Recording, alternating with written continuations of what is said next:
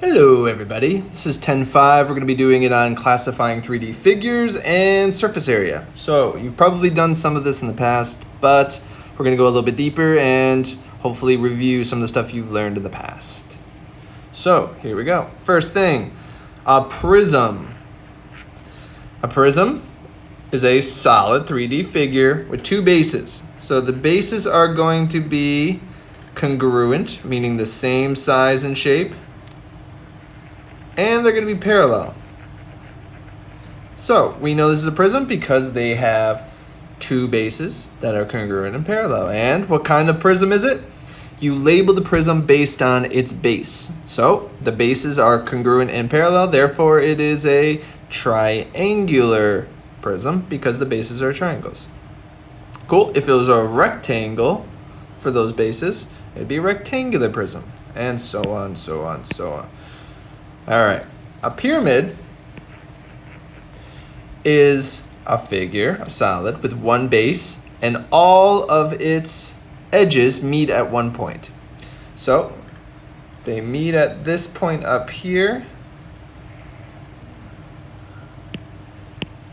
and the base is this guy.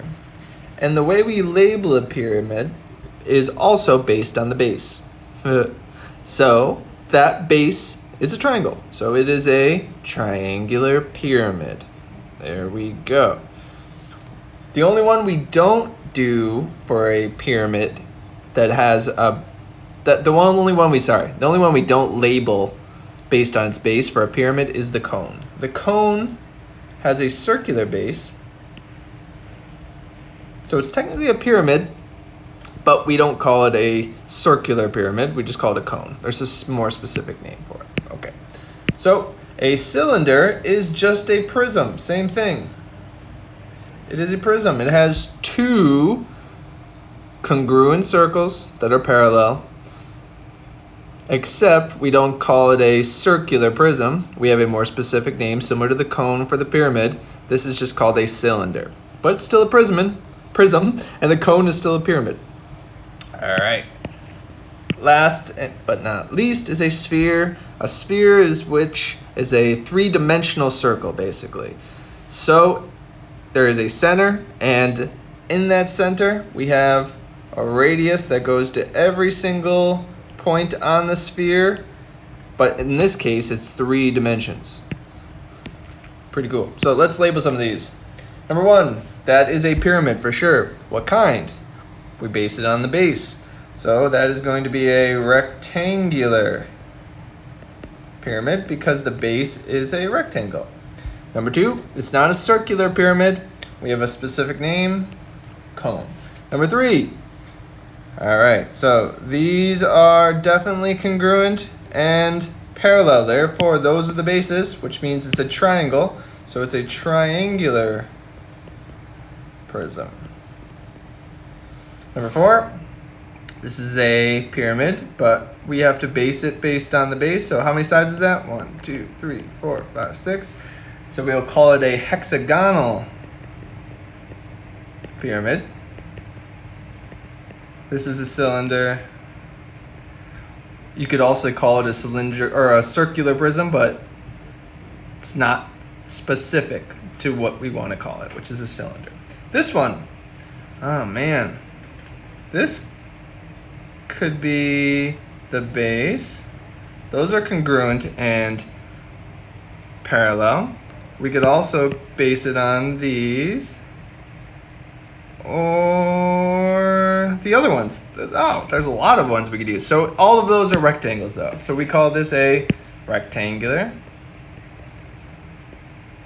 prism. Cool. Number 7. All right, so we base it on the top, right? Do those look congruent? My chai, those are not congruent, so it's not going to be those. What about this side? Doink, doink, doink, doink, and doink, doink, doink, doink. Yes, that's it. So this is going to be a prism, and those bases are trapezoids. So we're going to call it a trapezoidal. Ooh, I spelled that way wrong. Trapezoidal prism.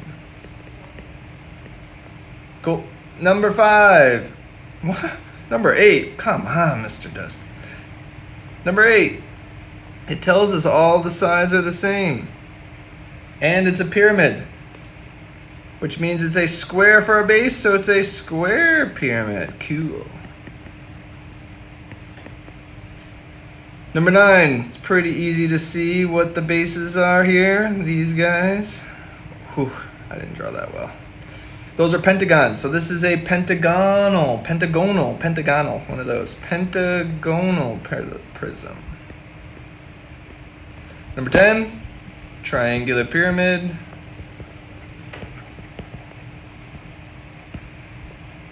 This is a prism. This is a triangular prism. Because the triangles are congruent and they are parallel. Number 12 is a sphere. And there we go. Now let's go to surface area. Surface area, as it sounds, is finding the area throughout the whole surface of the shape. So you find the area of this guy, and then you find the area of this guy, and then you find the area of this guy, and then this guy, and then this guy, and one more, this guy. We have to find the area of each side. So there's a trick. Since the top and the bottom are the same, we could just do the top and multiply by 2, or vice versa. And then these two sides are the same, so we do one of those sides multiplied by 2, and the same thing for those sides. So that is what we're going to do. So in total, you find out how many sides there are. So in this number 1, there's 1, 2, 3, 4, 5, 6 sides. So all we gotta do is the 3 sides really, and we multiply those by 2. So first side we're given, the bottom. So our surface area is going to equal that bottom times 2, because there's also the top. So we'll take care of both of those in one shot. So to do the bottom is going to be 7 times 13, base times height. So it's going to be 2 times that, because we're going to get the top as well.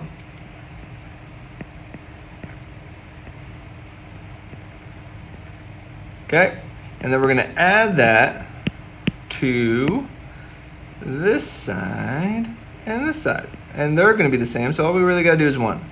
So the height is going to be 9, and we got to find this, which is 7.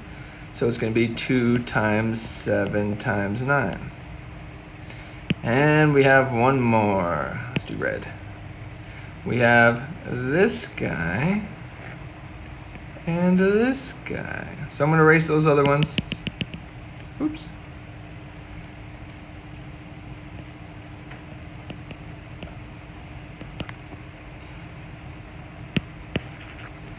We only had one left, and that was the front and the back. This and this. So let's put that back in purple so you don't get confused. And our red is going to be, we have 13 times 9. So 2 times 13 times 9. And then we add all this together. So we get 2. So this is going to be 182, 126, 234, for a total of 542 feet. And since it's surface area squared. There we go. We would do the same thing for number 2. And number 3 we will do together. Let's do the odd today. All right. Ooh, a little bit tougher to see. Okay, let's take a look here. All right, so let's find this side and this side first, because we know those are going to be the same because this is a rectangular prism. Okay, so we know this is 11. Can we find this distance right here? Yes, and we know this is 11. So it's going to be 2 times 11 times 1.5. Okay, so now let's do this side and this side. That's going to be 1.5 times 6. So 2 of those. 1.5 times 6, but 2 of them. And our last side is going to be the big beast here. So let's take that purple. We have this.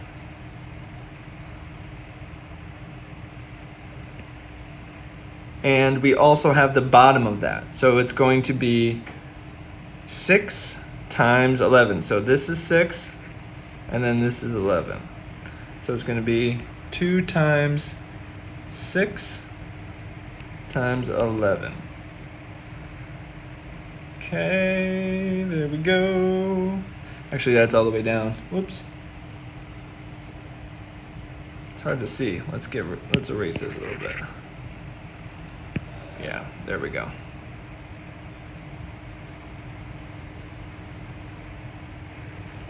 Yep, height 6, length is 11. There we go. So let's add all this together. We get, okay, 2 times 11 times 1.5, that's 18. 2 times 1.5 times 6. Oops, that's 18. So 2 times 11 times 0.5, that's 33. 2 times 1.5 times 6, that's 18. And then we have 132. And that's going to give us a total of 183 inches squared. And there is our surface area. Cool. Number 4 and 5, same idea. We are going to be finding the area of each surface. So the bases are called bases, and the faces, which are the parts that connect the bases, those are called the lateral areas. That's what we need to find. They give us a formula, but I like to do it step by step. All right, so ding, ding, ding. So let's do number 4 first. Okay, you can see this is perpendicular, so both are going to be the same. Base times height, so it's going to be surface area for this guy. It's going to be 1/2 times 9 times 12 times 2, because there's a front and the top and the bottom. So the 2 and the 1/2 cancel out. So that's going to end up just being 9 times 12. Because when we put 2 triangles together, it gives us a rectangle. So it's just going to be 9 times 12. I don't want to put meters. It makes it too messy. So there's that part. Now we need to find the rest, the faces. So this guy right here, that's going to be 9 times the height, 16. So this is 16. Because it's going to be the same as this.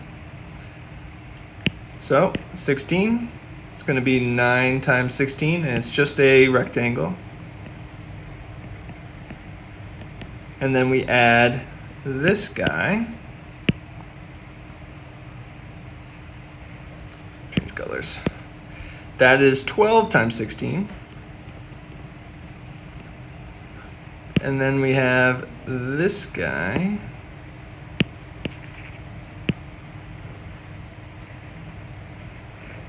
Which is 15 times 16. Okay. So here we go. That gives us a total surface area of 684 meters squared. Okay, so you could do it all that way, and I recommend that in the beginning. I like it that way. So you're not trying to memorize it, you're really trying to understand it. Okay, so number 5, here we go. Number 5. So we have a triangular base over here. And we have a triangular base right here. So they're both the same, and it tells us the height, because the height has to be perpendicular to the base. So it's going to be 2 of them times 1/2 times the height times the base, 12. Remember, the height is always going to be perpendicular to the base. And then we're going to add the other parts. So now we have this part.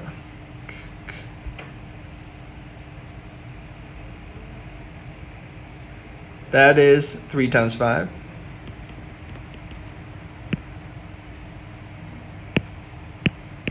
And we have this part. That's 3 times 10. And I'm going to have to bring this down here. Let's do red.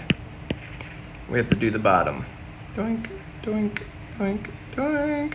That's going to be 12 times... 12 times what? Ooh. He. So we got 12 here. We have to find out what this is. What is that? It tells us. Same as this. That's 3. So it's going to be 12 times 3. So this is going to give us a total of 130.2 kilometers squared. Cool. So let's do number 7 now. I'm going to skip number 6. Same idea. First, you have to figure out what kind of shape it is. Doesn't matter, really. All you got to do is find the area of every single face. But number 6 is going to be a trapezoidal prism. Here, right?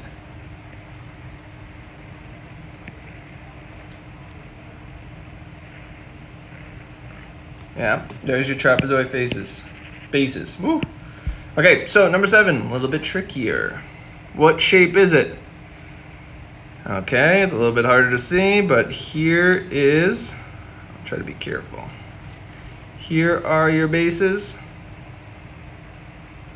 So there's one, and there's the other. See how they are parallel and congruent? Okay, so change colors, surface area. Let's first do those. It's going to be 2 times whatever that is for one of those bases. We have the height here. Nice. So we do the height times the average of the bases. So 10 and whatever this is. That's 18.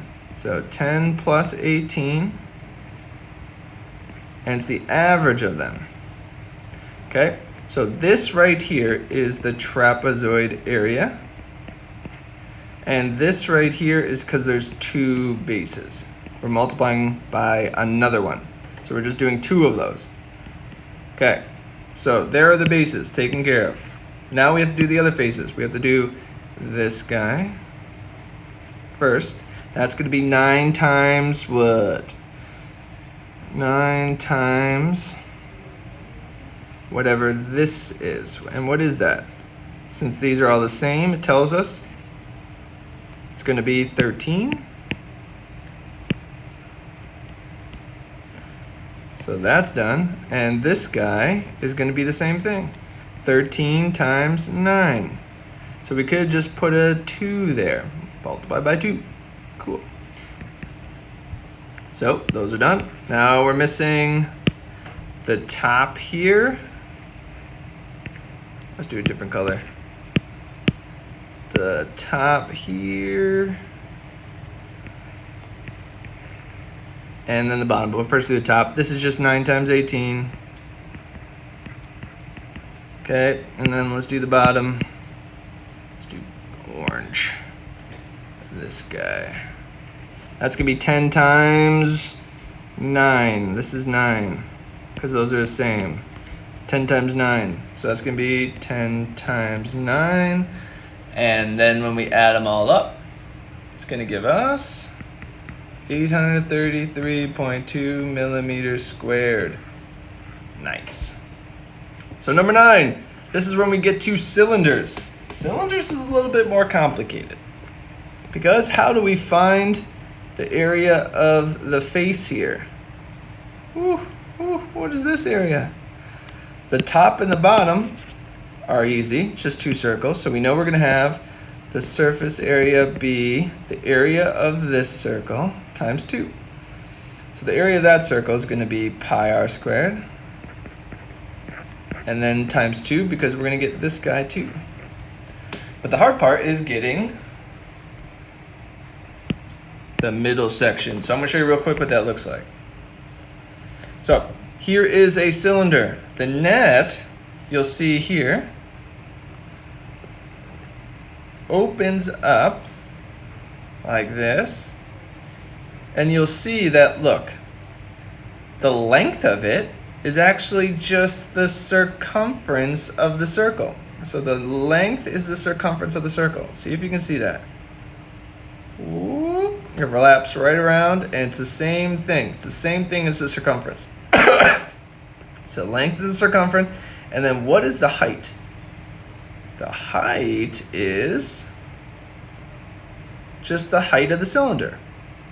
The height is the height of the cylinder, the length is the circumference. Woo! Okay, pretty cool. So we have our areas of our circles. Now we add the height, 26, times the circumference of the circle. So the circumference of the circle is 2 pi r. 2 pi times 11.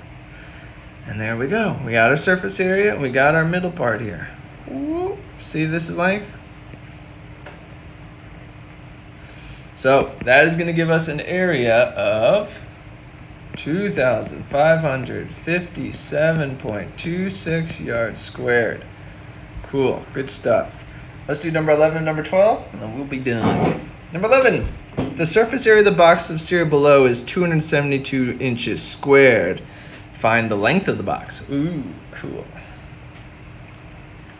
All right, so let's see if we can figure this out. So we set up our equation. So we know this guy is going to be 2 times 12. So our surface area is going to be 272. That's going to equal these sides right here. You can't see it here.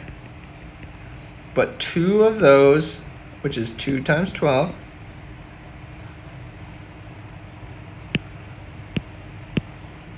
plus 2 of these, which is going to be 2 times L. We don't know what that is. 2 times L. So plus 2 times L. Plus, because there's 2L, so this thing is 2L, and there's 2 of them. 2 of these guys. So it's going to be 2 times that. All right, and we're missing a little bit of something here. We're missing this, and the back. So you can't forget the back. So it's gonna be 2 times whatever that is, and that's gonna be L times 12. So 12L. Okay.